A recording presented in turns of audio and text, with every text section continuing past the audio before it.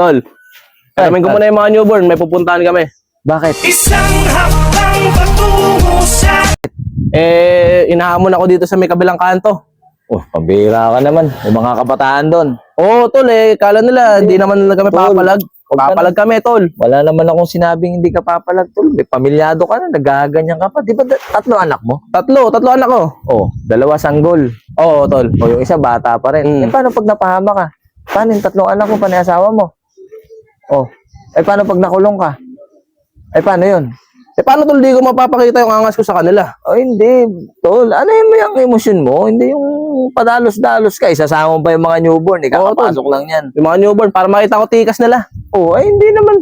Tinuro ba yan sa kapatiran na pag may newborn, isabak mo sa ganyan? Bisa turo mo ng ano? Pambira ka sa yung mga newborn. Andyan na, tol. Ha? Palis na kami, andyan na, papunta Ay, na. hindi, papuntay mo rito, tol. Hindi ako papayag niya kasi chapter naman mapapahamak niyan. Pati ako eh. Pambira ka dahil sa init ng ulo mo eh. Pupunta ako muna sa sila. Ako si Bao, laging kalmado.